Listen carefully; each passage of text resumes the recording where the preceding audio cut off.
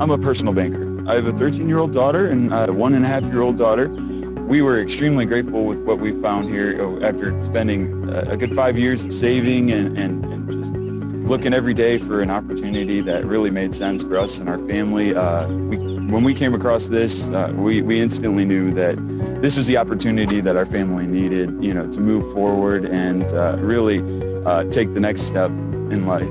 It took 5 years because the pricing of housing, which is a huge surprise to us when we moved down, coming from Cleveland, Ohio, the houses are more than double the price here than they are in Ohio, and that was one thing that we didn't anticipate when we came down. So having an affordable home gives us an amazing opportunity to continue to save, and it gives us a mental and financial security that you couldn't beg for.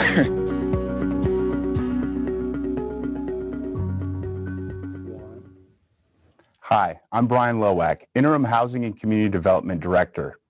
On behalf of Pinellas County and our partners at Affordability Pinellas, I want to welcome all of you to this first session of Homes for Pinellas Virtual Summit Series. Before COVID-19, we would have brought everyone together in a room for an all-day summit. Obviously, we can't do that right now, so instead, we're hosting a series of 5 webinars. We hope this format will engage elected officials, local government staff, and residents across the county. We want to build a new understanding and cooperation around the housing challenges in Pinellas. I encourage you all to register for each of these webinars at homesforpinellas.org. So what can you expect today? First, we're going to hear from leaders at the county and Affordability Pinellas.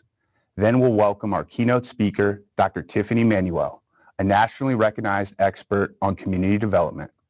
Then we'll hear from you.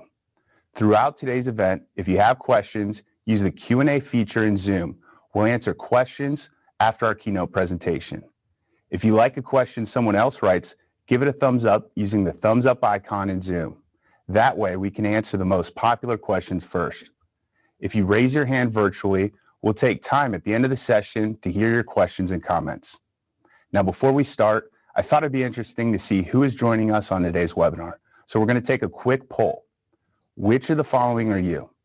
An elected official, local government staff, developer, banking or finance professional, with a nonprofit or community group, or are you an interested resident?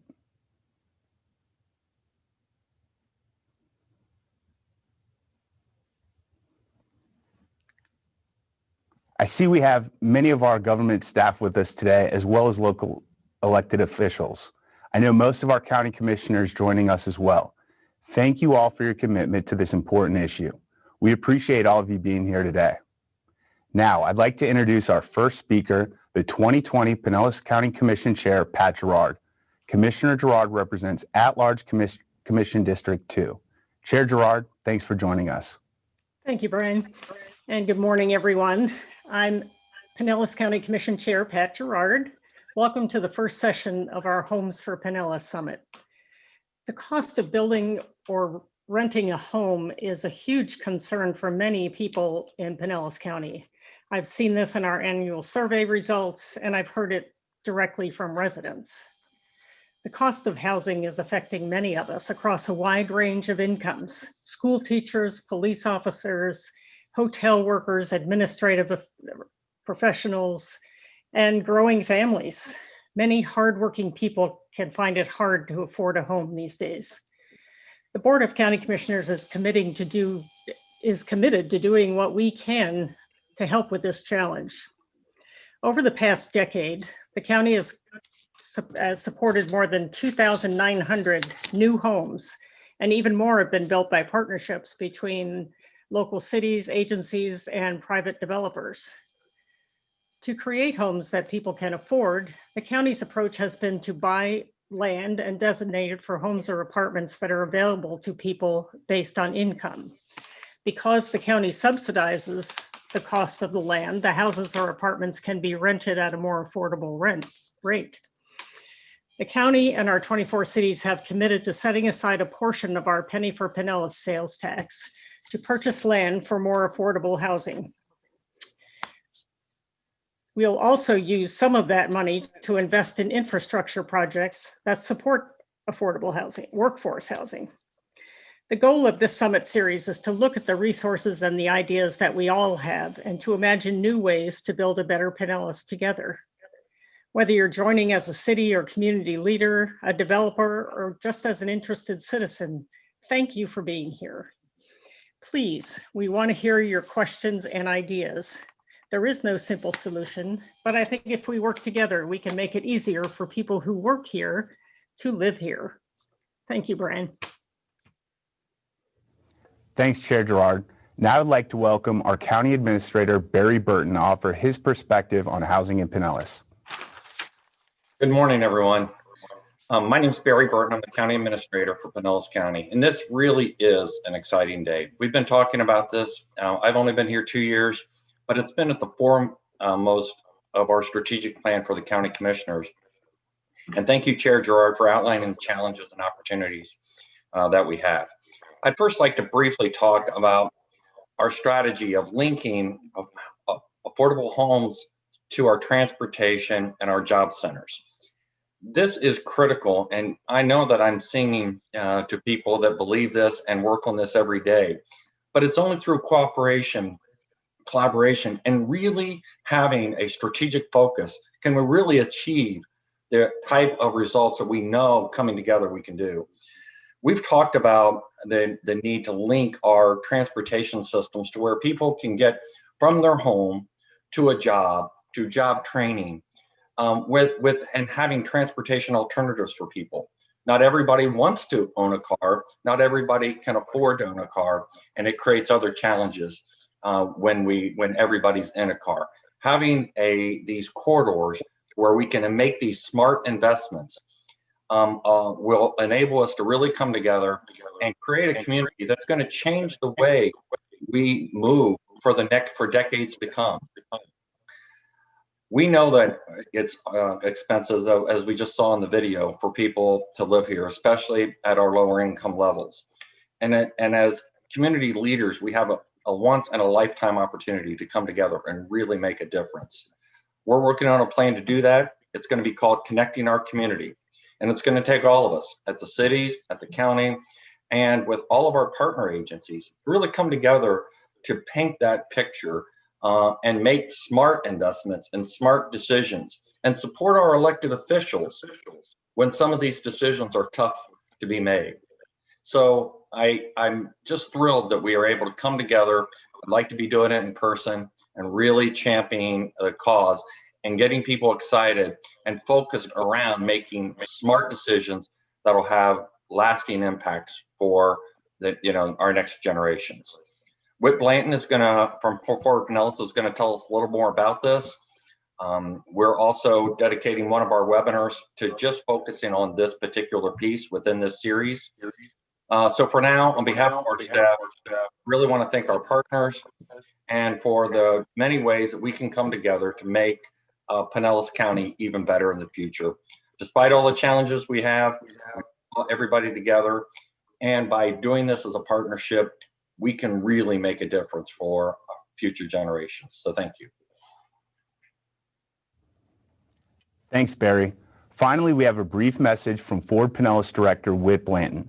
Whit couldn't join us today, but he and his team at Ford Pinellas will play a big role in upcoming summit sessions. Hi, I'm Whit Blanton, Executive Director of Ford Pinellas. Ford Pinellas is pleased to partner with Pinellas County on this important countywide initiative to address our housing affordability challenges. Our agency's role is to help the county make good, long-range decisions about land use and transportation. These are critical ingredients for a strong community and a healthy economy. Ford Pinellas consists of two legal entities with complementary responsibilities. It serves as the Pinellas Planning Council and also as the Metropolitan Planning Organization. As the Planning Council, Ford Pinellas maintains the countywide plan, guiding land use and redevelopment decisions for all 24 cities and unincorporated Pinellas County. In its role as the Metropolitan Planning Organization, or MPO, Ford Pinellas makes decisions for transportation investments that use federal and state funds to support the countywide plan. Through our long-range transportation plan, Ford Pinellas defines major transportation needs and enables our communities to receive critical funding for transportation. By 2045, Pinellas County is expected to gain 93,000 more residents and 59,000 additional jobs. In those same 25 years, more than 1 million people will call either Pinellas, Pasco, or Hillsborough County home. That's 1 million more people. Housing and transportation are closely linked. The population that is rent burdened, where they spend more than 30% of their income on housing, depends on reliable transportation to get to work. Nearly 1 in 5 households in Pinellas County is rent burdened or cost burdened. People who can't find good housing options in Pinellas County end up with very long commutes from surrounding counties like Pasco, Manatee, or Hillsborough. The average household in Pinellas County spends 33% of its income on housing and 24% on transportation, a total of 57% spent on just those two things. What would be considered affordable is about 45%. Over time, that can make Pinellas less attractive to employers and employees. For those reasons, Ford Pinellas and Pinellas County have started this Homes for Pinellas Summit. Our goal is to work together with all 25 local governments to coordinate a countywide approach to address our housing challenges together. We appreciate WIT's partnership and look forward to session 4 on November 20th, when we'll take a deeper look at the links between homes, transportation, and jobs. Okay, we all know housing has gotten more expensive, and there's a long-standing guideline that spending more than 30% of your income on housing puts a strain on your budget. So, in Pinellas County, how much do you think a full-time worker needs to earn per hour to afford a 2-bedroom home without spending more than 30% of income?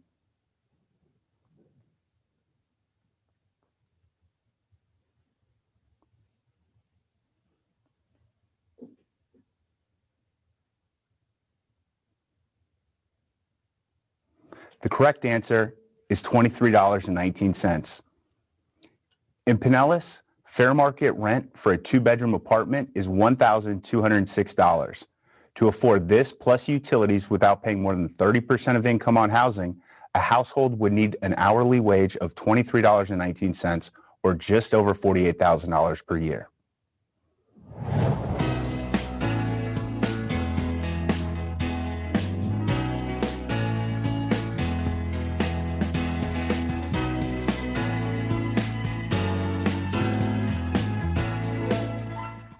In Pinellas County, we've made some progress in helping residents find a home that doesn't break their budget.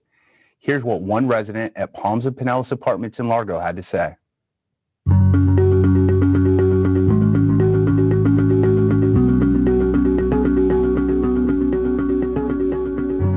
Most of your budget is housing. Housing is the most expensive part of your budget.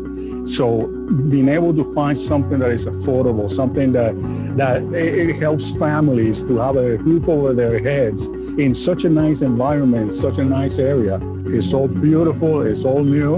And I said, this is ideal for me. It is very important to have affordable housing available. So I'm very happy here.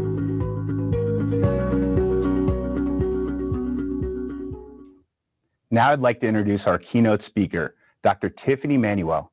Dr. T is a mother, activist, social scientist, and president and CEO of The Case Made, a national organization dedicated to helping leaders powerfully and intentionally make a case for systems change.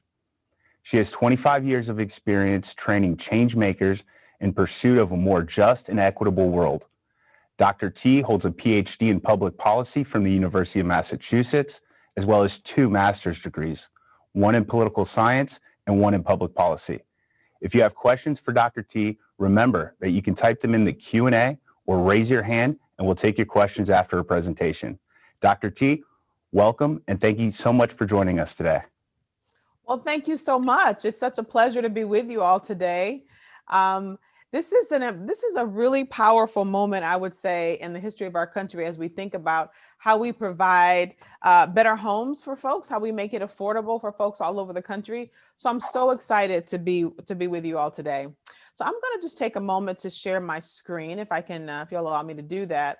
I have a couple things that I want to make sure that we are looking at together as part of the conversation today. So just give me one moment, and I'm going to go ahead and share my screen.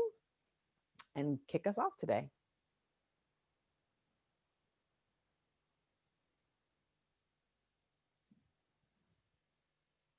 All right. So a part of what I want, first of all, I would just say that I can't help but say this. I do this work around housing all across the country. I used to be with Enterprise Community Partners, which puts about $20 billion a year of capital into communities around issues of affordable housing, around community development, using all kinds of financial instruments, new market tax credits and low-income housing tax credits, and anything that we can do to provide additional capital was what my role was. And I will say that over the last couple of years, what I found was that it wasn't that we were struggling just with how we get more housing that allows more of our folks to be able to afford to live great, grand, awesome, thriving lives in the communities. It was also that we needed to build public will to support that effort. So a lot of the comments that I'm going to talk about today are really about how we can do a great job of that. And I'll say that I do this work all across the country. So any given day, I'm in a different community across the country, either having community voice sessions, talking to folks, or having conversations with folks like you, thinking about how we can build public will. And so I say it's a special opportunity today to be with you all in Pinellas, because I'm a recent transplant into Florida. For many years, I lived in Maryland. Just 2 years ago, moved to Orange County. So I'm a hop, skip, and jump from where most of you all are, and so happy to be one of the transplants moving to the state. And I will say that that has deep implications for the state, which I'm going to talk about in a second. I want to first say that, listen, as I talk about this stuff all over the country, building public and political will, which means getting our communities ready for the work that we are doing together, is really, really critical at this moment. And so I'm going to talk about some of the ways we can build both the public consciousness around these issues and build political will around some of these issues. So we all know, hopefully the headlines on the left are things that we're used to seeing. The health, what's happening in terms of our communities around health, our economy, are some pretty big issues that we have to get up and over, and housing is central to that. So the first thing I want to say as we talk about this issue is you and I are being called right now to be interpreters for folks, to be guides for what needs to happen in housing to address so many of the issues that you see on the left screen. And so how we engage our friends, our neighbors, our coworkers, elected officials, the community organizations that can be helpful, developers, builders, architects, realtors, planners, banks, everybody in Pinellas County matters in this conversation. But we also have to make a stronger case about why housing is central to solve all of those problems or challenges that you see on the left side of your screen, and to help people get a stronger conviction about what needs to be done and what they can do that matters. It's times like this where people need clarity about what that actually is. I know that there are all these challenges. We just heard a conversation about that it takes $23.19 to be able to afford to live in Pinellas, with a recognition that most people do not earn that. And so what does that mean for the health and vitality of the county when we know so much of our county is still stretching to get there? What can we do that matters is hopefully the question that you're asking. So I want to say, our housing systems, right? The way that we provide homes for folks, and all the folks that I just mentioned, elected officials, builders, developers, planners, et cetera, we are witnessing probably the toughest challenges I think we've seen in more than a generation. When you just look at, even if you just look at the potential for evictions and how we're trying to figure out the eviction moratoriums and how we can stop folks from being put out, and what does that mean when folks have lost income. And I mean, all of that is now on top of, what folks will call a housing crisis across the country. And so how we, you and I, respond in this moment really, really matters. It matters, right? That not only we're being thoughtful about policy and what policies need to be shaped to make sure that folks have what they need, right, to live in this community and thrive, but also how we respond, how we engage folks so they're excited about the work that we're doing, right? Not anxious or concerned, right? Because they're nervous about the future that feels right now for lots of folks uncertain. So let me just say, we got some strong headwinds in terms of how we do this. And so I want to talk about that, right? Let's talk about the headwinds.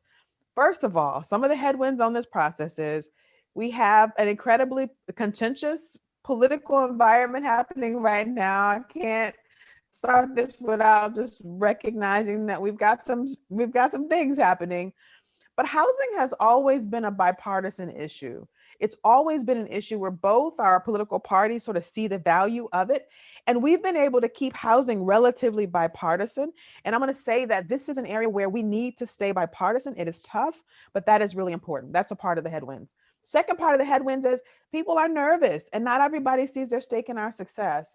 What I have on the screen is an example of a community in Camden, New Jersey. They did a story about this community in Shelter Force magazine, which is a magazine that focuses on community development work all across the country. I'm on the board of an organization. It's a national magazine. You can check it out if you want to. But what they were talking about in this magazine article was the challenges of doing this work. So in Camden, they've done a beautiful job of redeveloping the waterfront in Camden. But community folks have been saying in Camden for a long time, hey, but what about the neighborhoods? You've spent all this money developing the downtown waterfront. It's beautiful, but we don't have affordable places to live and our communities are deteriorating because of the lack of investment. And so finally, Camden public officials said, you know what, you're right. We need to start more investment in communities. And they were planning a whole series of developments, and the community came out and started to protest. And the policymakers went, wait, what's happening? You told us that you want us to invest in communities. We started to figure out how we could do that with some market rate development, some affordable in different ways. And now you're saying you don't want it. And so I want you to read that statement at the bottom, right, from one of the residents who said, quote unquote, they're not building it for us.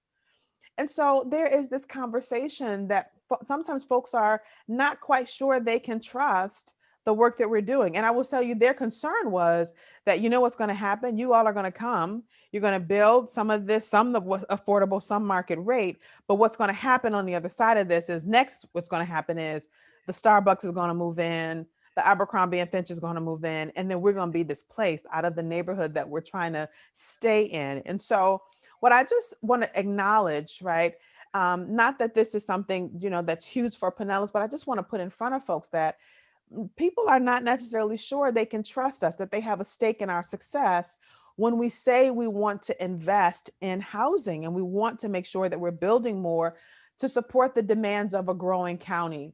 And I will tell you that even in the community where I live in Orange County, there's starting to be signs on the lawns of folks saying, stop mega developments, right? And in places across the country, you're starting to see folks push back because of this issue. So it means that we have to redouble our efforts to gain people's trust, to have them understand that, yes, we actually are, right, building it for you. And here's the plan for how we make sure that you benefit from the housing that we're building and creating. The last one I'll say is around this issue of acknowledging the headwinds. Actually, I have two more to say about the headwinds.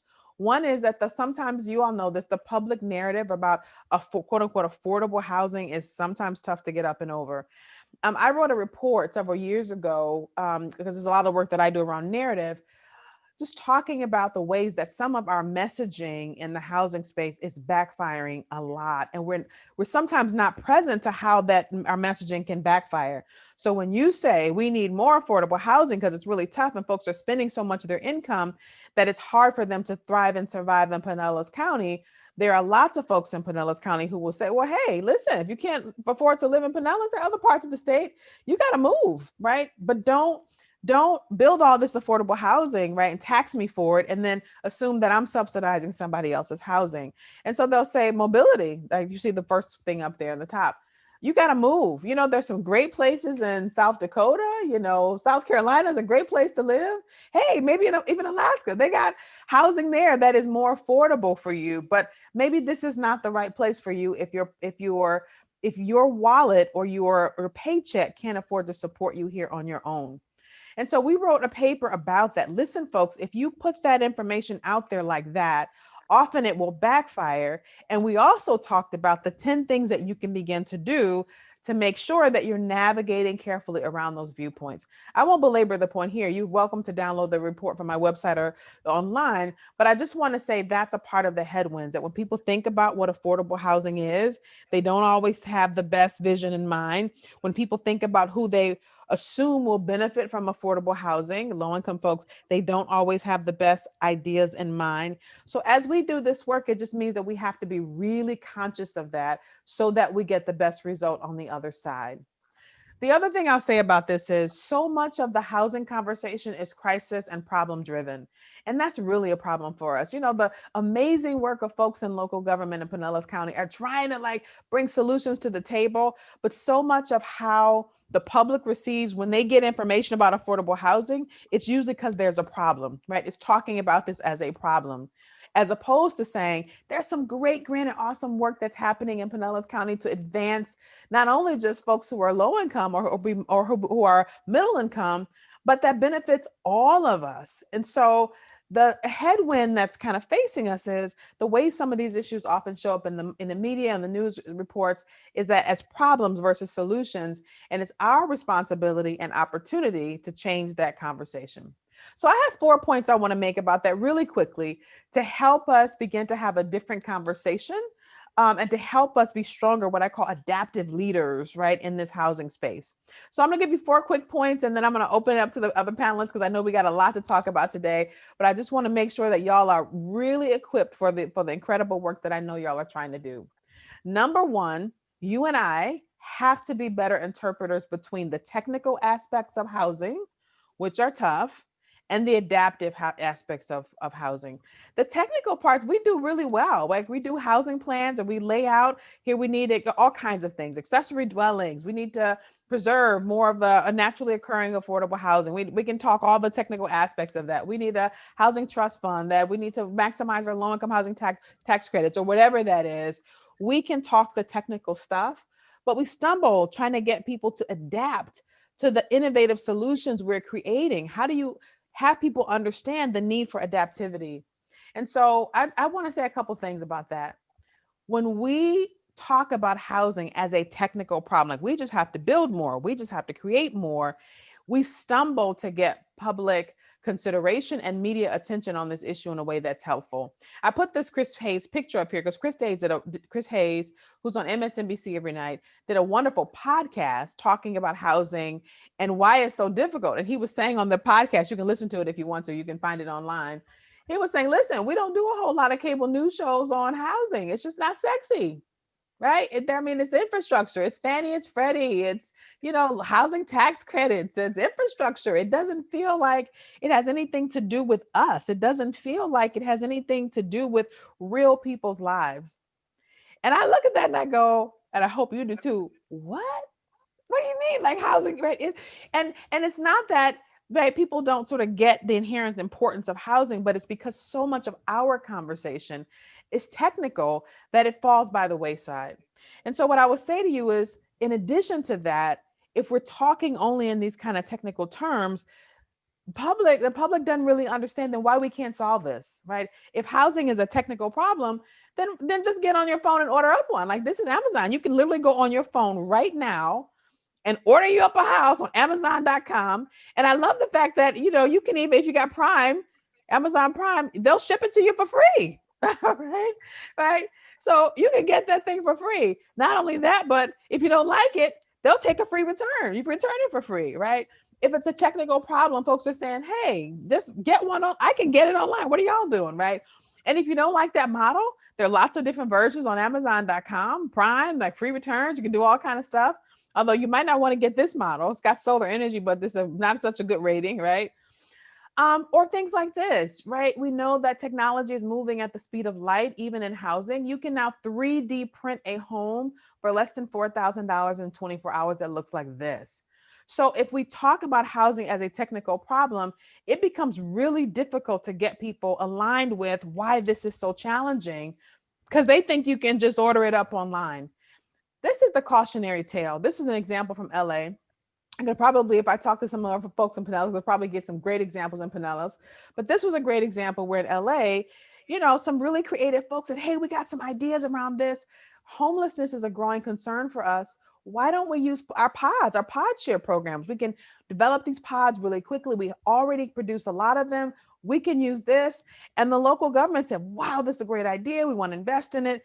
And then they announced it and the social media started.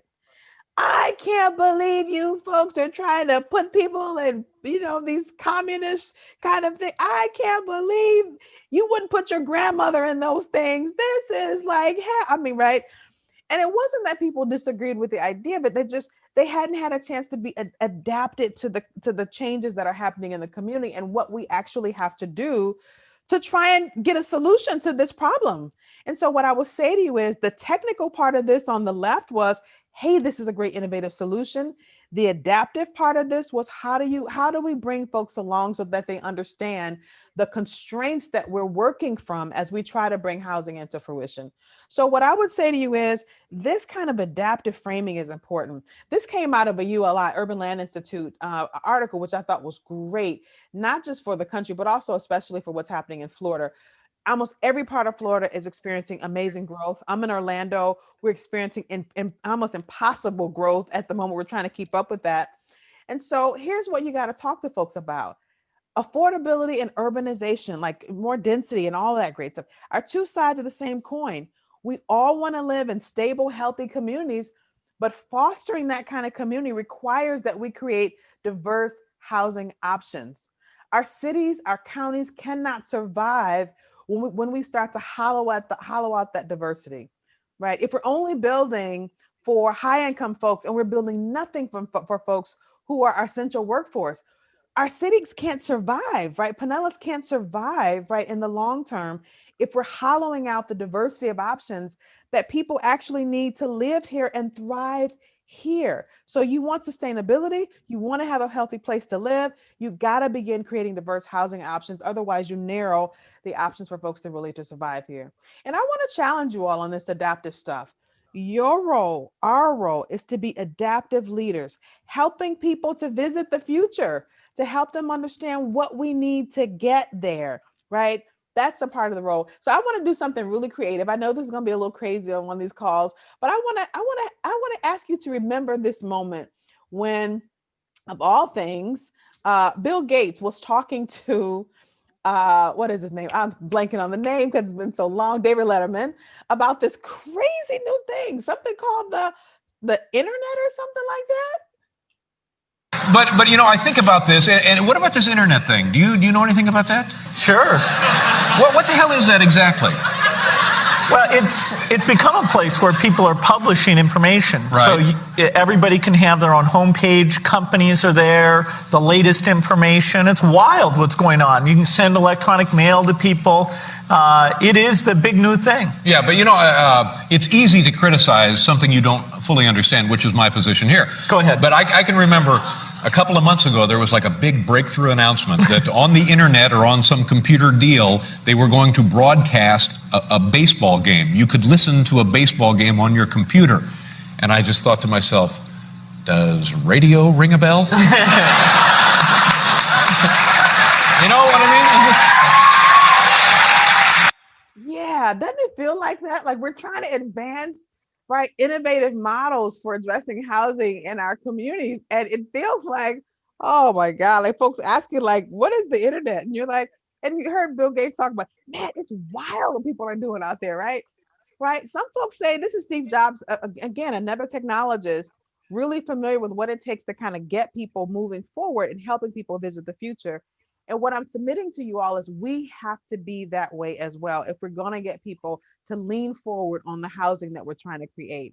So you can look at all kinds of things. Our communities are changing. The future's changing. This is Amazon's new delivery model for packages. We can call that the mothership, right? But let's just call it that. And these are little drones, right, that go into the mothership, takes a package, goes to your address, drops it in front of your home, takes a picture of that package in front of your door, sends it to you via your Amazon account, then goes back to the mothership, gets another package and keeps rolling, right? Our communities have to adapt to the world that is coming. And that's not just happening in terms of how we get and deliver packages. It's happening in terms of how housing is built, structured, and financed and capitalized, right? Check this out.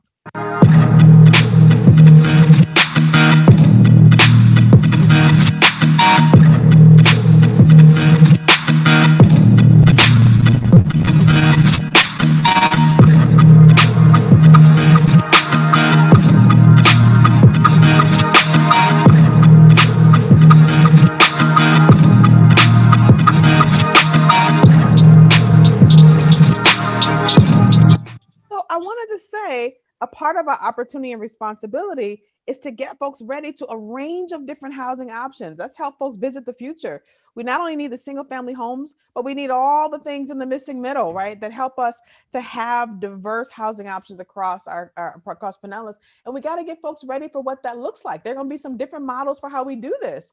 There could be things like this: adaptive reuse of shipping containers, which is a great use of materials that we already have, not terribly expensive, incredibly durable in storms and hurricanes and all kinds of things, right? Maybe that's a model. Could be all kinds of things like shared housing spaces, right? Where a lot of these millennials, they can't afford to buy a home at this moment. A lot of them are carrying so much student loan debt, it's going to be a while. But there may be other options, right, for making sure that they too feel welcomed in Pinellas. We need their creative capacity. We need their thinking. We need their leadership being developed. But we got to make sure they actually can afford to live here in ways that are really healthy and help them to thrive. There are all kinds of ways of mixed income development. We're going to have to, listen, folks, we're going to have to get creative about every aspect of the work. And it's our responsibility as adaptive leaders to help people get there, right? To help people understand that as part of the work that we do. So that's the first thing. I got 4 of these, but I will tell you that the single biggest failure that we could make at this moment is to treat all of this stuff like it's a technical problem, like you can just go on your phone and dial yourself a house, or as opposed to thinking about it as an adaptive problem. How do we adapt to the future that is coming, to the Pinellas County that we not only have today, but 10 years out, 15 years out, 20 years out? How do we make sure that we meet the challenges that are in front of us? The second thing I will say is your leadership on adaptive challenges is important, because you all know the enormous collaboration it takes to do this work. When I shared at the very beginning just all the different groups that are involved in housing, oh my gosh, right? There were so many different groups, I hope you saw that are involved in this process. And what I will say to you is the same thing that Warren Buffett said many years ago when he said, predicting the rain doesn't count. It's not that we can predict the future. We can see the future that's coming. The way we build housing is going to change. The way we capitalize and finance it is going to change. I mean, technology, first of all, is going to change almost all of that really, really fairly quickly. But the way in which we even think about how housing is going to have to change.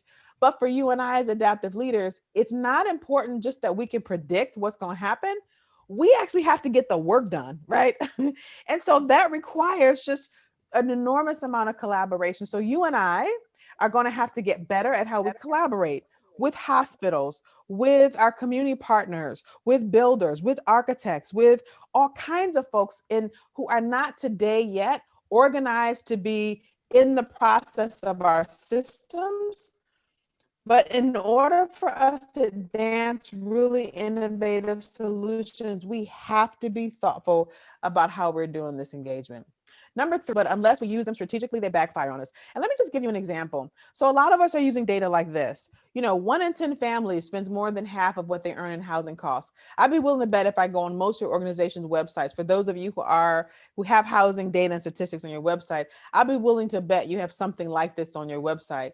This is not effective. This is backfire territory. First of all, if somebody looks at that 1 in 10, you think, well, heck, we're not doing all that bad. If we got basically 9 out of 10 families are doing pretty okay, then what, right? That's not exactly bad. But the other thing about this is that is challenging for us is it forces us, this kind of data arranged this way is othering, right? So it forces you to say, well, if 9 out of 10 families can get it right, what's wrong with the little yellow house there? What's wrong with the families that can't seem to get it right?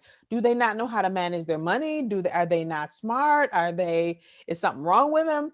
And that's not the conversation we want to have. It's not that folks who are earning less than $23.19 an hour in Pinellas County, that there's something wrong with them, right? Because they're getting in housing that they really can't afford. It's that the marketplace, right, is not meeting them where they are in terms of what they provide. So we have to change the way we are talking about this, even with our data, so that we're clearly communicating what we want folks to focus on, not sort of putting it out there so that it backfires.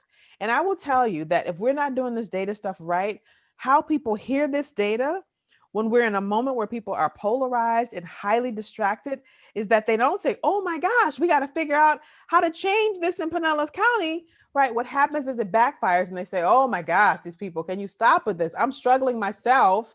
Why are you, right? That's the backfire effect. facts don't win arguments. Don't put that data out as a call to action, right? We have to think about what are the other things that actually allow us to call folks to action. So my point here is not that facts and data don't matter. In fact, I have, my PhD is in public policy and economics, where I spent a lot of time learning how to present information and how to manipulate and change and transform data for public consumption and use. So I'm not saying that facts and data don't matter, but I am saying that we have to get very strategic in how we're using that data so that we're leveraging to build people's sense of empowerment and leveraging their sense of possibility about what we're able to do. So the last thing I want to say in terms of my comments on this issue is be very clear that you and I have to master what I call the fine art of pulling people forward. Most people are not walking around every day saying, hey, we got to fix affordable housing. Hey, we got to preserve the housing stock that's affordable. Hey, we got to figure out how to get new production of a more affordable housing units into the county. So because of that, you and I have to get really creative and thoughtful about how we pull people forward. And I have just a few thoughts about how we begin to do that. In the work that I do, I usually present 10 key principles for how you do that. Obviously, in our time today, we don't have a lot of time for that, but I want to just share quickly a couple points on how we do that. So first is this we and why, right? Give people a sense of why we are responsible for that and why it matters. So case making principle number one, listen, if the story is not about the people we're talking to, the average everyday Pinellas resident, right? If it's not about them, they're not listening. So the story has to be about the things that matter for folks in Pinellas, right? And I would say start differently. And as a good example, take a good page out of Nike's book, or not even Nike, just any corporate retailer will tell you the way that you get people into a store, or into a transaction, or into a place where you're getting into action is to lean forward in terms of what their aspiration is. Who are they? So Nike, I would say, just think about this. When is the last time you saw a sneaker in a Nike commercial? Think about that. Almost never. They never do it. Why? Because they've done a whole lot of research to tell them that, right? They can sell a hell of a lot more sneakers if they put in front of us the aspiration of who we want to be, as opposed to if they put Nike sneakers in front of us. We need to take a page out of that book. What is it that people in Pinellas County want so badly? What do we want to be so badly that when you talk about the way that housing shapes that thing, that they lean forward because they want the thing that you're putting in front of them? I can tell you, I do this work all across the country. When we did this work in Minnesota, people told us, right, in Minnesota, we want prosperity. We want our kids to have a decent shot at a decent life, right? And so we said, great, if prosperity is the thing that we want in Minnesota, then housing is the way to help. How do we make sure that you understand housing is central to that? And so the campaign that grew up around this is called Prosperity's Front Door, right? Housing is prosperity's front door. If you want prosperity in Pinellas County or in Minnesota, you got to make sure we have a diverse mix of homes for folks in the community. Same thing when we did this in Washington, D.C. We did a similar kind of advance of materials for them. And in Washington, D.C., they told us that one of the number one things they cared about was education. We care about our kids' education. So we gave them like good language and ways to help people connect the quality of schools with housing. So we say, like, listen, you have all these teachers and school personnel and support personnel that have to get to show up at schools every day. And there's barely a place these folks can find. We are facing impossible odds trying to recruit and retain really great teachers. And so if we don't have a place for those folks to live, if we're not putting forth the effort to build the homes that these teachers can, they're going to leave. We can't recruit the best of the best, the cream of the crop that our kids need, if we don't have a place for folks to live. So when someone asks you can see at the bottom of the screen. So when somebody asks you, right, how we can improve our schools, spell it out for them. HOUSING. You want to improve the schools? We have to do better in terms of how we're providing places for folks to live, because nobody wins if our educators are so unstably housed that they leave at the very time that we're already facing these impossible recruitment odds. And I like the speaker at the top of the session today. He was talking about transportation costs. Nobody wins if our teachers have to drive from other parts of Florida, right far away, to just get to the school, because by the time they get there, they're exhausted, they're tired, they're stressed from that journey. And now they're supposed to show up and teach our schools. Now, at some point, our kids are actually going to get back to school. And I would say that we have to make sure that we talk about that. But this idea that schools are directly connected, that's the way we talk about a we and a why. The next one I would say is just navigate those dominant narratives. So in DC, where we did a campaign around homelessness, we had to navigate the fact there were some pretty negative viewpoints about homelessness. People didn't want to talk about it. They didn't want to have a conversation about it. So we changed the conversation to navigate around that.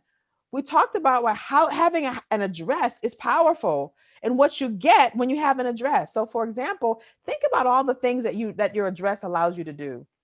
You need an address to register to vote and actually to vote. You need an address to get a job. Like, it's really hard without a job.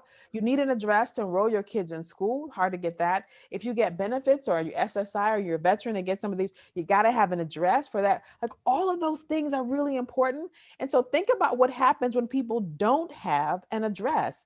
And it turns out that you can get more folks, right, to connect to the experience of folks without shelter when you talk about it as something that we all of us need.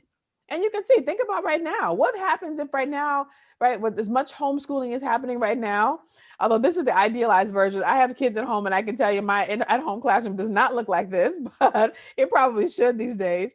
But we're trying to teach our kids at home, or many of us are taking classes and a lot of college kids and, continuing education at home, right? Homes matter. Most of us are working from home. In fact, we're doing this virtually right now from someplace in our homes because this moment requires it, right? Most of us are working from home, or a lot of us who can.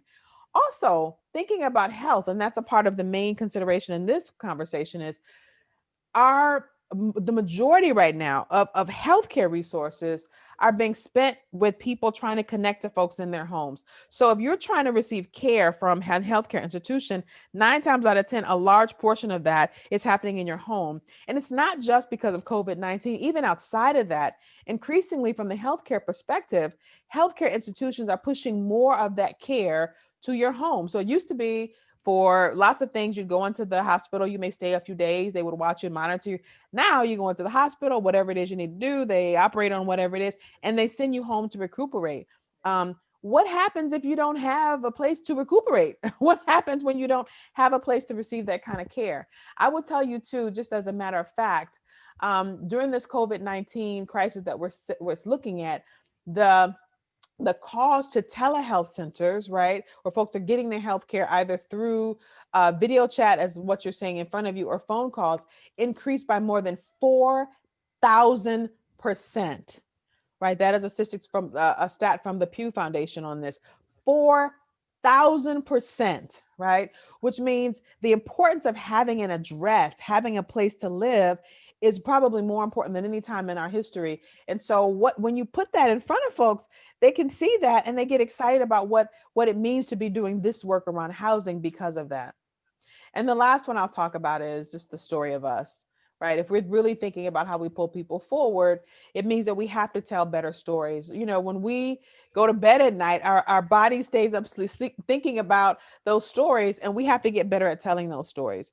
In Chicago, they have a great campaign around this notion that, it's not that those people need affordable housing, it's that we need the people who need affordable housing. Not they need it, we need the people, right? Turning that conversation around so more folks see themselves inside of the stories that we're telling. In Boston, the Smart Growth Center did a great job of just talking about all the different folks in community, right? Who need affordable housing. It's the startups, the folks that are starting new companies, and they are trying to get workers and they can't afford to pay outrageous amounts of resources to match the housing costs. And so they're thinking about moving, or the broken process for how you do it. Or this at the right-hand corner, a young professor, right, saying, listen, I would love to live here and stay here, but I'm not going to stay here if I can't find a decent home for my family. So beginning to tell a wider story of folks all around Pinellas who need affordable housing, not just low-income folks. There are a whole heck of a lot of middle-income folks who are struggling to find a decent place to live in a thriving community. And so you and I are called to tell that story. And the last one I'll say on this is, in terms of that story of us, You know, as Americans, we invest about $41 billion a year in home innovation. That means a lot of the stuff that ends up becoming small business, that ends up getting productized in some way, shape, or form, starts at home. Right? These are some folks from the Freakonomics podcast were talking about this a couple months ago. And they were just talking about just how much, like the things like the personal computer, the mountain bike, the artificial pancreas, all of that stuff, you know where it came from? People tinkering around in their garages and in their basements and stuff.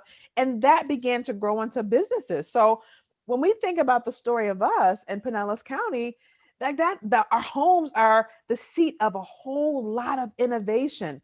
Why are we not telling that story, right? About the innovation that we get because folks have homes that they're stable in, that they can think about, hey, I got a better way to do that. I'm going to tinker around with that and see if I can come up with something better for me, right? And that becomes the seed of innovation.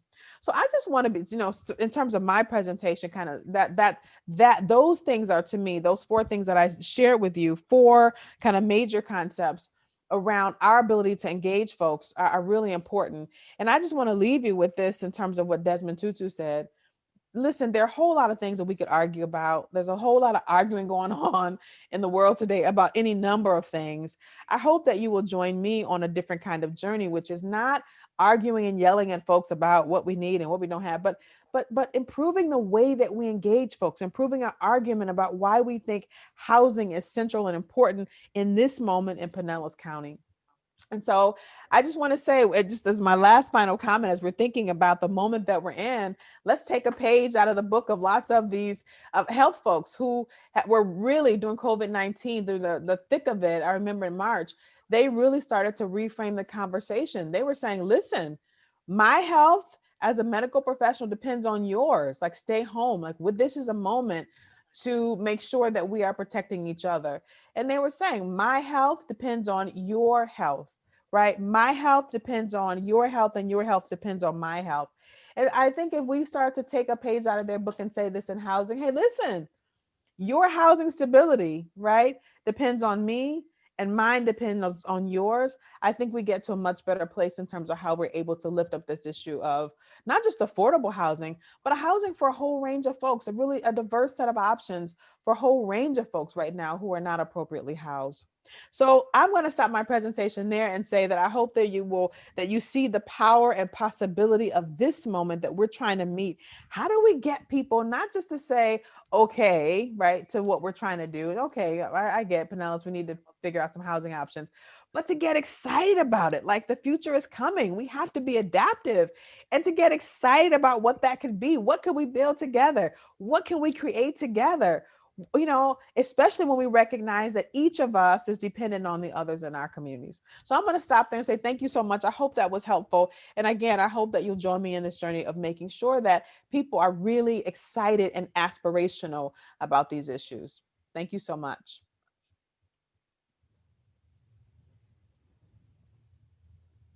Thank you, Brian.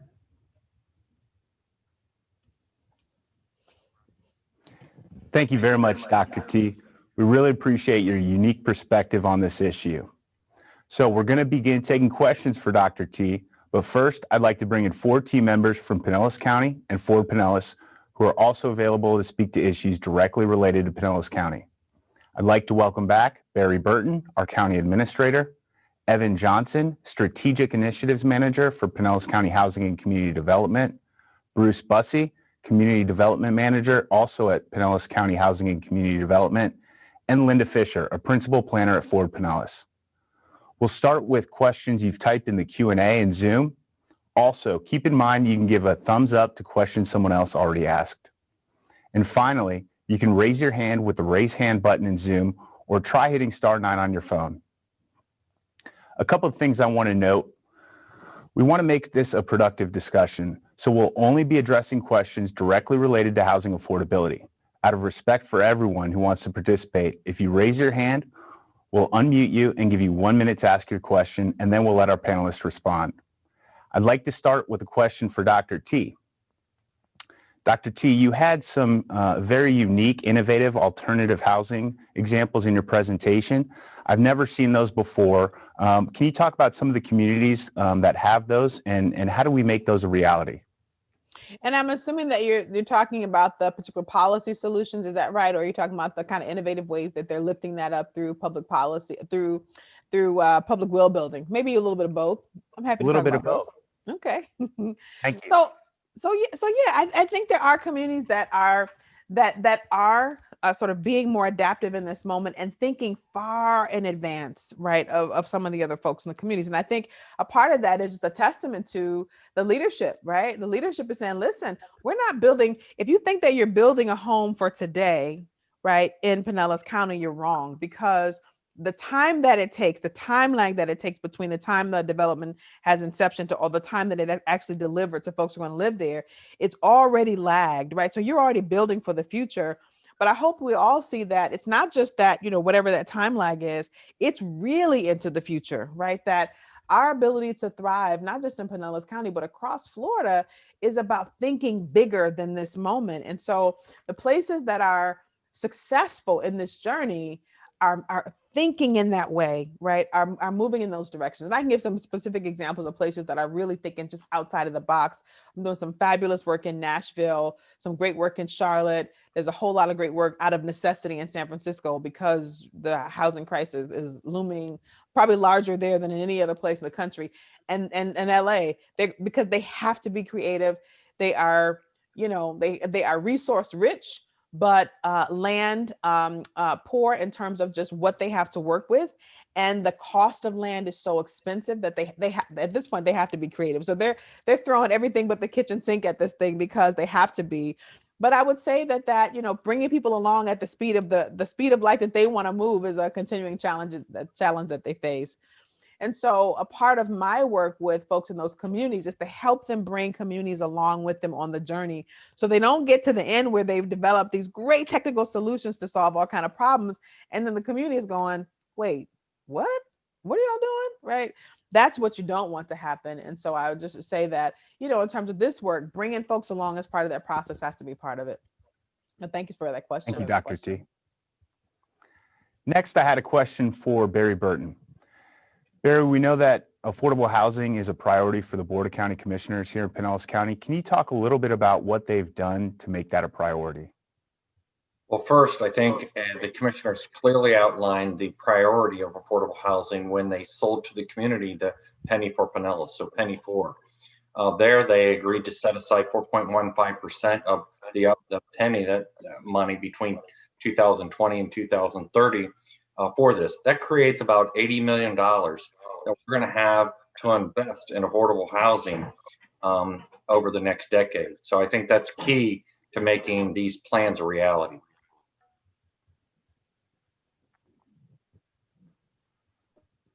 What are some of the key principles on adaptive housing that we should take away from this, especially in regards to creating equity and meeting the needs of the most vulnerable groups? Dr. T, I think this is a good question for you. Yeah, I'm happy to have that. And I'm so glad that the folks are asking that question because, honestly, it's not only in this moment that we're being called to try to think through innovative housing solutions, but I think the calls are growing for issues of equity. Like we have to figure out how to make sure that folks who are most vulnerable in this moment get the resources they need, right? And get the lion's share of those resources up front. And I would say, let me just say one more thing about that in some places, that's a hard balance when you've got lots of groups who are also seeing that there's some pretty hard needs as well. So, in Florida, you got a lot of middle income, I would say middle, we might call attainable housing, right? That is of need as well. Like you got a lot of middle class folks who are saying, hey, wait a minute, wait. I get all the, issues around low income folks and folks who are not making $23.19, but I'm making 35, 40 bucks an hour and I'm still trying to figure out my housing. So I just want to say that in an environment like this where we are in Florida, that we have to be attentive to the idea that it's not just low income families, that there's a whole range of housing needs that are still to be met. Having said that, I think there are lots of ways that you address some of these issues of equity. I think there are a whole set of kind of anti-displacement policies. How do you make sure that you're building permanent affordability into communities so that they know their needs are getting met and they don't have to move when the market changes or when it heats up, like what we're seeing in some other parts of Florida and some other parts of the country. So all kinds of, and you can go on my website, all kinds of things around anti-displacement policies that allow us to really make sure that some of the bigger and more larger concerns around equity are also addressed at this particular really important moment. Thank you. Our next question that's getting a bunch of thumbs up is also for you, Dr. T. What suggestions do you have for engaging builders who can make more money building housing for wealthier buyers? How do we bring them along? Yeah, so that's an easy question. And I hope I got lots of builders on the call today. So what I would say is you don't have to make the case to builders. I think builders are ready to do it. You just got to make it, you got to incentivize it so they'll do it, right? Like, there are very few builders, that are going to take a loss, right, to be able to make sure this happens, but they certainly are willing to do some additional work around low and moderate income housing. So you got to incentivize it is my approach. What are the incentives that you're building in so that you're not punishing folks who are not building affordable housing? You're giving them incentive to do it. And there are all kinds of ways you can incentivize that development. So I would say any builder would say, listen, you don't have to convince me, right? I'm with you. I just want to make sure that I'm being incentivized to do that. The other thing I would say about this, and I won't be remiss in saying this, is I came from an organization, Enterprise Community Partners, which works a lot with nonprofit housing developers so that profit is not kind of the overarching concern, it's profit and social impact. And there's a lot of social impact investors right now who are willing to lean in on these issues of affordable housing, right? And make sure that those folks who are willing to take a little bit of hit in terms of profit are able to do that work.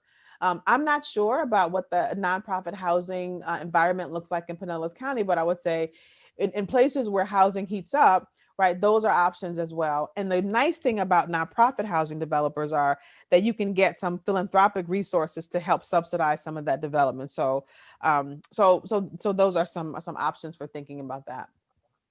Thanks, Dr. T. Our next question, the viewers seem to enjoy your quote in your presentation that said, "We need the people who need affordable housing."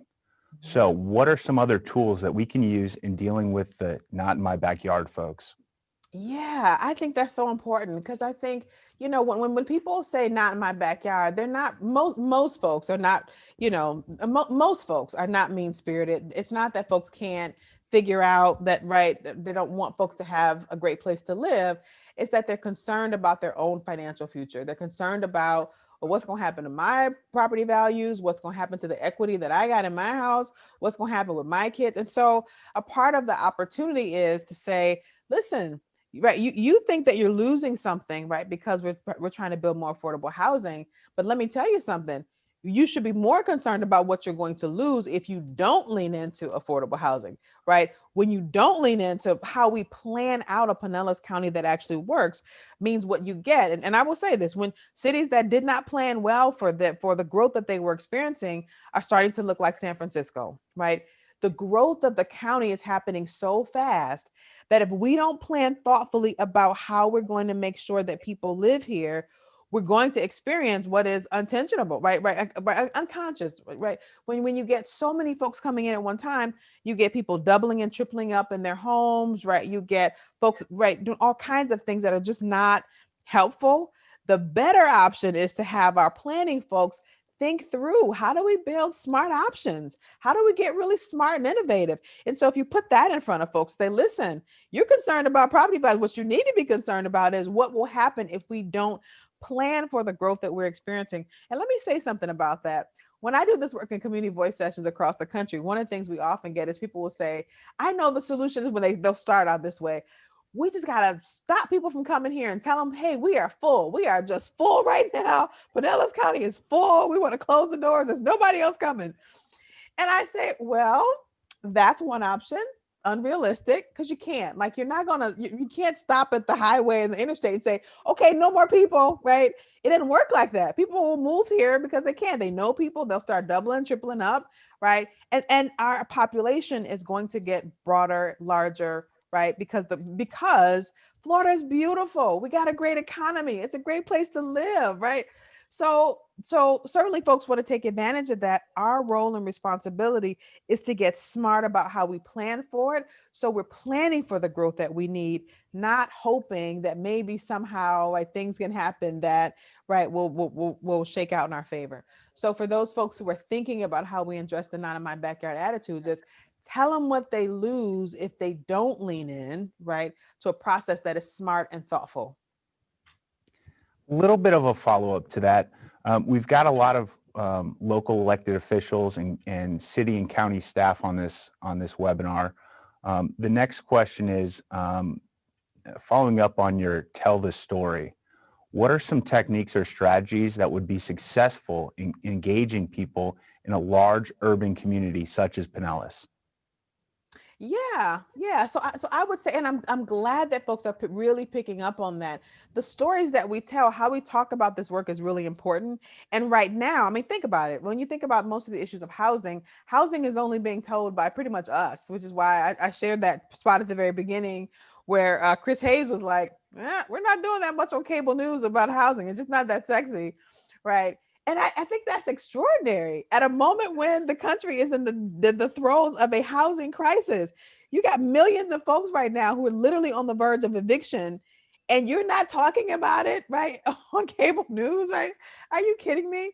But a part of the challenge that we're facing is that it's all of us, the technical talking heads that are telling the story, and not a wider group of folks who are in community who are thinking about the bigger implications for this. It's not, for the grandmother who is trying to make sure that, she can stay in the home that she's lived in for a long time, or can age in place, or there's another option, or for the retirees who are trying to figure out some different options, but there's no place else, and where I live in Orlando, we see this a lot, where you got folks who are living in these huge houses, 4, 5, 6 bedrooms, but their kids have gone to college, whatever, and they would love to have another option, but there's nothing that's affordable in their price bracket. So they're going to stay in those big houses, even though they have long since, right, they have no use for that space because there are no other options. And so there's a way to help people tell that story, right? About, listen, I'd love to help make room for folks. And I got lots of space, folks. I'd love somebody to buy my home and then give me another option, but I'm not leaving my beautiful home if there are no other options. And I don't want to leave Pinellas. I'd like to stay here. I built a home here. I have friends and family here. I have neighbors here. I love Pinellas. I want to stay here. Right. And so let's make that possible for you to do that. So it's growing the group of folks who are telling that story. The startup companies I shared at the top, have the startups talk about what they need. Hey, listen, we're a startup business in Pinellas County. We want to stay here, but here's what we need, right? If we're going to be about small businesses to stay here, especially in a post-COVID-19 environment, have the startups talk about what they need. Like, have folks really that are outside of the technical aspects of housing, which means you and I, right? Not us, but the folks in community. Have the hospitals talk about when they are trying to send home for recuperative care, they're calling social services trying to find out how to send people somewhere because a lot of these folks don't have anywhere to go, right? Have them tell the story of why we need affordable housing, right? Right. And, so when we start to grow the voices of folks who have a deep stake in this conversation, but are not being empowered to step out on this issue, we get a different conversation and we get a wider variety of stories. I will just say, as a part of saying this myself, and I was living in Maryland, one of the challenges that we were sort of facing affordable housing in my community. And, my story around affordable housing, I'm lucky enough to be in a position to not directly need affordable housing, but I was in a community where my kids had a great karate instructor, Master Charlie, an Irish guy of all things. Great, like, karate instructor. They love Master Charlie. Oh my God. Every day coming home, Master Charlie. Master Charlie said this. Master Charlie said that. Okay, Master Charlie. Great Irish guy. He was great with the kids.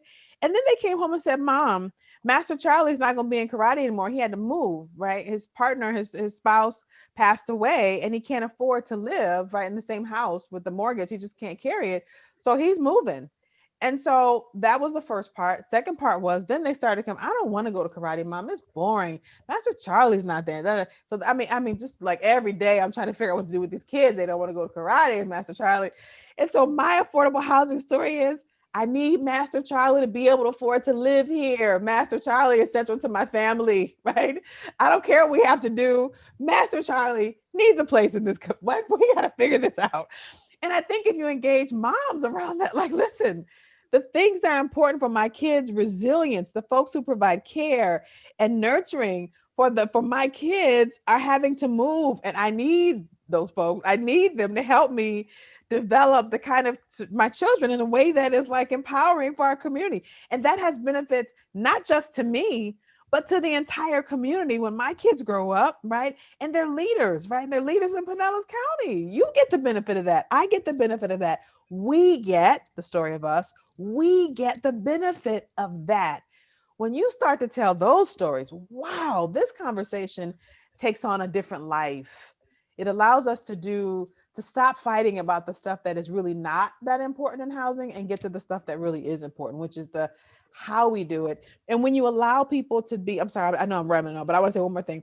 And when you get more people in the conversation, you engage them about what the possibilities are. When you put in front of them, there are all kinds of ways we can meet this challenge. Oh my gosh, maybe accessory dwellings are not for us, but maybe mixed income or mixed use development is. Maybe it's, adaptive reuse of material. I don't know, but wow, look at the possibilities in this moment for creating innovative solutions. Wow, like let's lean into that. That's the conversation people want to come home to after a long day of work. They do not want to come home to a conversation that is about preservation and naturally occurring affordable homes. And do we have enough housing tax credits to meet the Fannie and Freddie, and how much of it is subsidized or not, or how much it is market rate versus, right? That, right?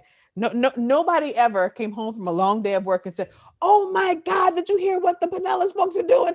They're out here preserving naturally occurring affordable housing. They're out here building more production housing stock. They're out here creating more tax credit investment properties. Oh my God, it's crazy what these folks are doing out here, right? Said no one ever, right? So changing the story so that they do have a way to engage excitedly is what we're after. Our next question speaks to the topic of density. Right now, we use density as a technical tool. For example, we use units per acre. In this model, a 400 square foot tiny house or accessory dwelling counts the exact same as a 10,000 square foot estate home. Oh, Dr. T, do you have any solutions to that, or anyone else on the panel, perhaps Evan, that would like to address that?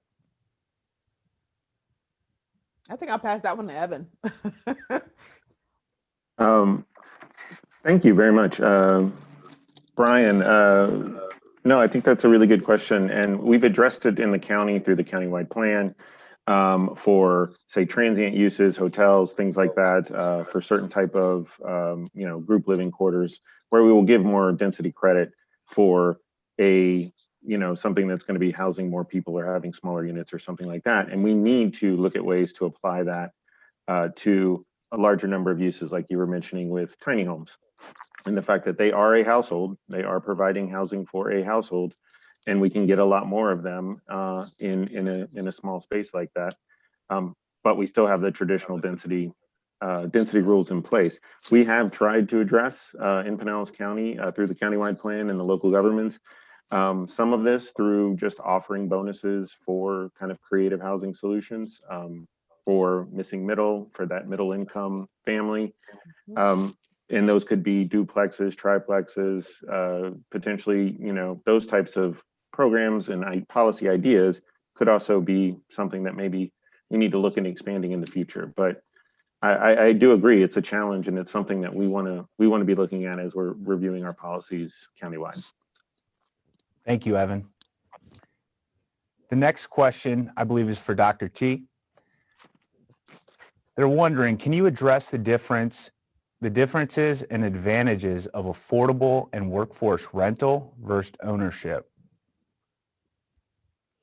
Of affordable rental versus ownership? Correct. Yeah, I mean, I think, so this is an interesting conversation that thank you for providing that as a question.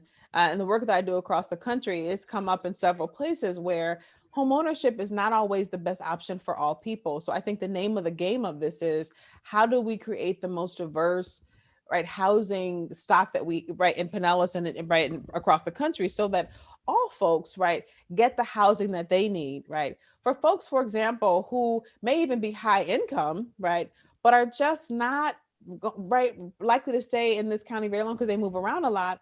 Trying to buy a home just doesn't make sense, but they also need to have some affordable rentals, even for high income folks.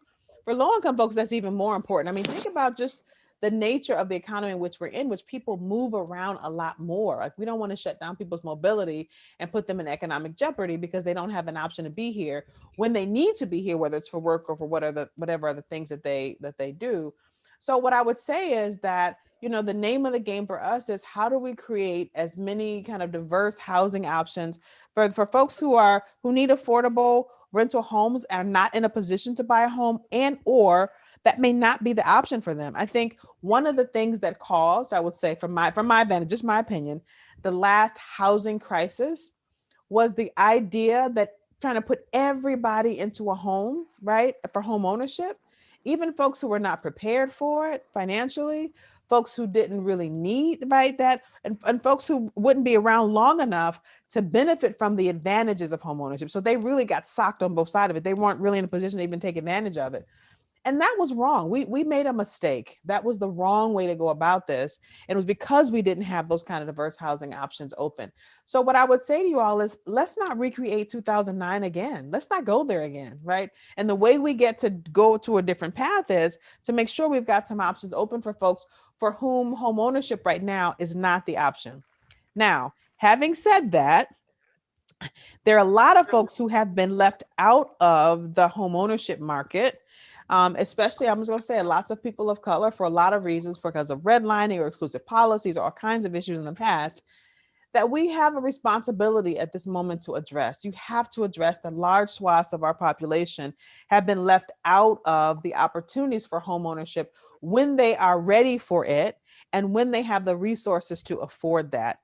And those things are important. I think one of the challenges we're facing on that side of the ledger is that there still exists, unfortunately for us, a lot of racial and ethnic discrimination in the housing market that is just challenging for us. So, my attitude is, as adaptive leaders, we got to say, you know what, at one point in our history, we were a country where we had a lot of exclusionary policies relative to housing, but we're able to adapt. We don't want to be that anymore, or keep people out of the opportunity to own their little piece of heaven, wherever that may be in Pinellas County. So let's figure out how to make that work for folks who have historically not had the option of home ownership. So I hope that I was able to share on both sides of that spectrum kind of why both things are important. You want to make sure you've got enough home ownership opportunities for those who are ready and for which home ownership is right and appropriate, and help them get over some of the issues that are challenging in the home ownership space. But you also got to make sure we're not recreating 2009, which is pushing people into home ownership when they're really not ready for it, and when their lifestyles or lives don't make sense, right, in terms of home ownership. Thank you. So during your presentation, I noticed a slide that touched on missing middle housing. So what some of our viewers did as well. What are some of the strategies that can lead to the development of middle housing? And are there policy barriers that we need to consider? So there are lots of them, and I would say that I've just started to work as a newbie to Florida and as a newbie to Orlando, started to work locally on this issue of attainable housing, which is a huge issue, right? That you have lots of folks who are coming to Charlotte. They either don't want or don't need the kind of not Charlotte or Orlando, and they either don't want or don't need the sort of large developments. But builders have kind of like gotten that kind of the cookie cutter model where like this is what we do it all day, we can make money. And so, if you want folks to shift down a bit to houses that are a bit smaller but beautifully done with parks and all the things around them, then from my vantage point, you have to incentivize that, right? How do you incentivize developers and builders, right, building that kind of housing? And how do you create a policy environment that helps, right, folks to see that that's a possibility? I would say in Orlando, we're trying a whole lot of things to try to incentivize some of that, right? I'm sure in Pinellas County, y'all are trying to figure that out too. What I want for this audience to really take away, and hopefully I hope folks are already there, but I really want folks to get that missing middle housing. It's Friday, folks. Missing middle housing is important. I think so much of the quote unquote housing conversation is dominated by this conversation of what's happening at the lower end of the spectrum in terms of low-income housing, that we're missing the opportunity to engage folks at the middle because they too have housing needs. So from my vantage point, the larger concern that I hope that you all are really talking about is, let's change the way we're engaging folks. It's not just about low-income housing, although we do need more of that as well, but how we're creating housing, diverse options for folks across the income spectrum. And I would say with respect to how we get folks to do more of the missing middle, especially developers who've got that cookie cutter model and they're, kicking those houses out every day. It's how do we create an environment that incentivizes, building at that level of scale. And some of that is financial incentives. And so we can figure out how we make that happen. Thank you. Our next question asks, there are often stigmas associated with affordable housing and the impacts they can have on the character of the surrounding neighborhood. What are some of the suggestions to addressing and approaching this? I know our affordable housing developments that we've got now, you're seeing them go up. They're beautiful. It's not the same as your affordable housing of 50 years ago. We know that. How do we get that message out and communicate to the residents that that's the case? Yes. Whoever said that. Absolutely. Yes. I'm glad you said that. A part of, the case making and part of what I do with communities all across the country is get them you're just really in position the moment you say affordable housing, people have a mental image of what that is, and they don't think about the beautiful things that the affordable housing industry is actually creating, right? They think of like Soviet bunkers with like concrete, and they think not only about kind of what they think, they have a stereotypical image of what that is, but they have a stereotypical image of who they think is going to live there. And so once you say affordable housing, you are triggering all of that negative stuff. So one of the things that I counsel folks to do is, number one, just be careful about your language. And I know I'm going to say something really provocative, and I know it's rough, but I'm going to say it anyway. Stop saying affordable housing. Stop it. It's not helpful, right? Because what happens is when you say that, you dig a ditch mentally for folks that then you have to spend the next 20 or 30 minutes trying to dig people out of, right? You got to get them out of the ditch that you're right. So stop saying that. And there have been a lot, we've been playing with a lot of things in the industry, different types of housing, workforce housing, this kind of housing. Just talk about we want to make sure that everybody in this county has a home that is right and appropriate for them, and that we've got diverse options for people to live and work here. That's all. That's what we're doing, right? And so the label itself is problematic. But I also appreciated what you just said, which is when people have the chance to come and visit, right? What is housing that may be deed restricted in some ways around, right? For some, right, low-income housing tax credits or other kind of things like that. They are amazed, right, at the beauty of what we're building. And so a lot more of that, like showing people the developments. And I will say the developers who are really savvy about this, and they're building affordable, quote unquote, affordable housing, and they get really savvy about this, they get early and often out into the community before they even start kind of bringing up these proposals. They start to engage the community early on, showing people active pictures of what they've done before and what they're going to, that kind of stuff, that engagement works very well. In fact, there was an article just came out 2 days ago on Shelter Force magazine by a developer talking about the process of how you engage communities when there may be some not in my backyard stuff that happens because some part of your development is affordable, right? The balance of that, maybe some market rate, some affordable, but what you have to do is a part of a process.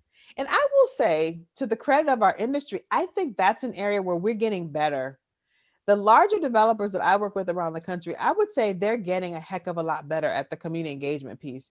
That is so critical. And I don't know if it's a shame or it's but whatever, I don't know what you'd say, but if you're a developer, you got to have a line item in your budget that is about community engagement, right? If that's not in your budget and you're trying to do affordable, especially in a community of quote unquote opportunity, come on, people, right? That's a recipe for disaster. So you got to put it in that's a part of the pro forma. You got to put it in there because it matters. It is going to be an expense that in the short term may seem like it's an additional cost, but in the long term, my gosh, you just save yourself so much money, trying to battle with communities who are not who don't understand the beauty of what we're actually building in terms of affordable housing in neighborhoods across the country. Thank you. I've got a question. I was wondering, how should we define success in the next 5 years here in Pinellas County? I know one of the easiest ways to define success would be number of affordable units created, but are there other ways we should be looking at that to measure our success? And I would ask you, Dr. T, if you've got some answers, and anyone else on the panel if they've got one as well. So I think I want to throw this to the panel because I think you all know a heck of a lot more about what defines success for Pinellas County. I would just encourage that certainly you go way beyond counting the number of units. That is a very old marker of success for most folks in terms of, at least in terms of issues around, affordable housing or workforce housing.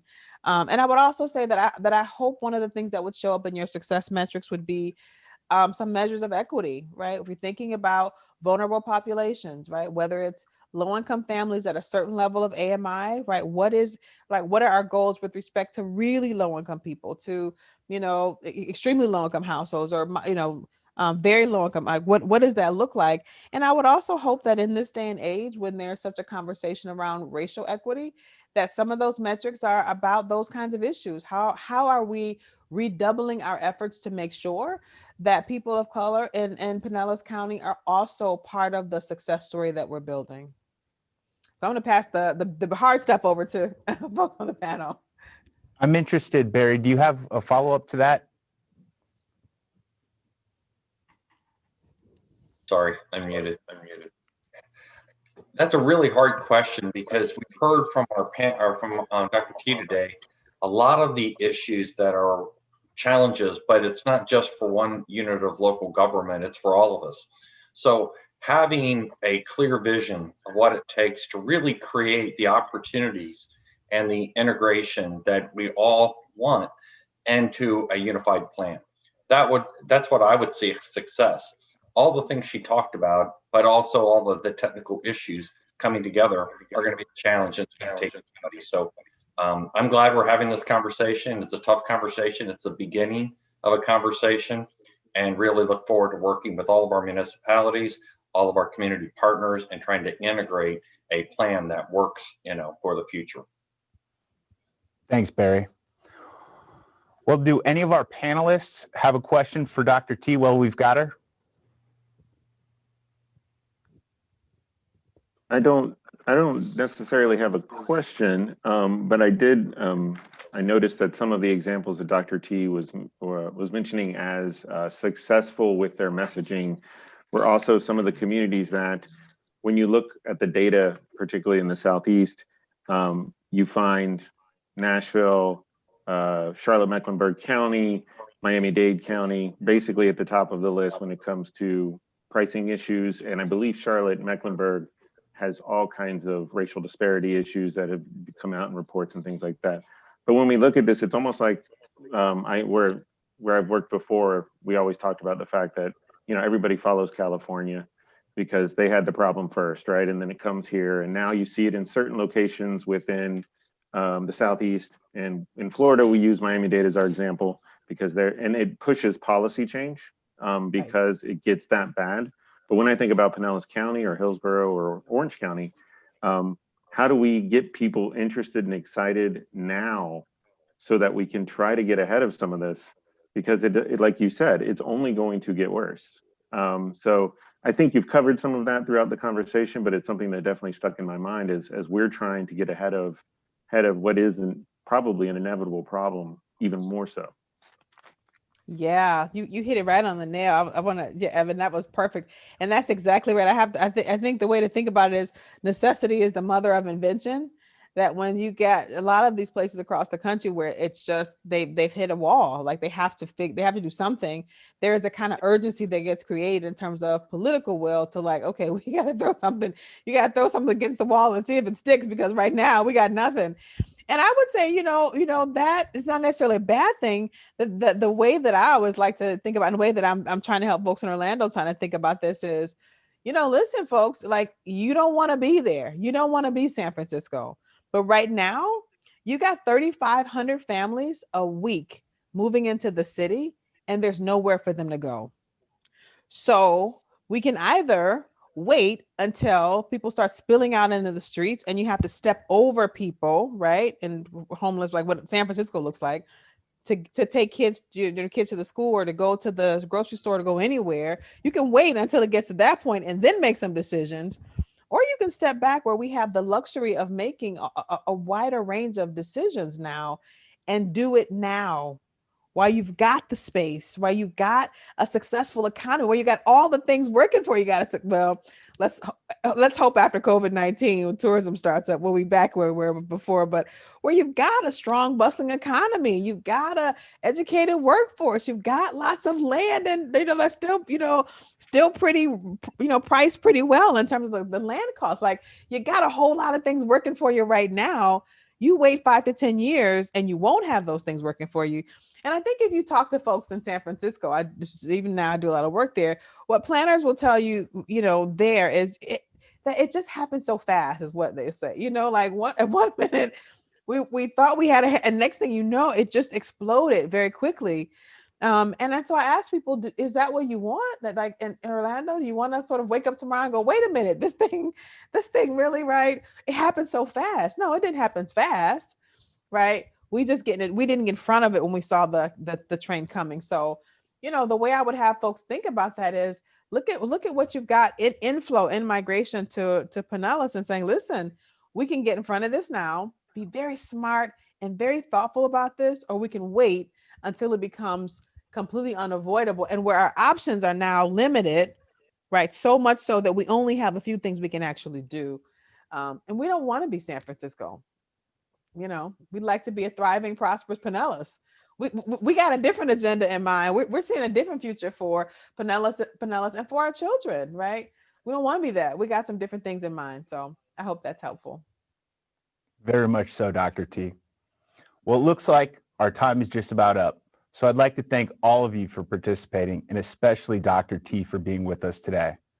If we weren't able to get to your question, we'll do our best to send out answers to everyone as a follow-up to today's event. We'll also be getting into much greater detail on all the topics we discussed today at upcoming sessions. Our next session is October 23rd, where we'll be talking to experts in the development community about what it takes to build homes that are affordable. You won't want to miss it, so please register today at homesforpinellas.org. Also, you'll be getting a short survey after today's session about your experience. Tell us what you learned and how we can improve. Take a few minutes and let us know what you're thinking. Once again, we truly appreciate your commitment to helping us build a better Pinellas together. Have a great afternoon and a wonderful weekend.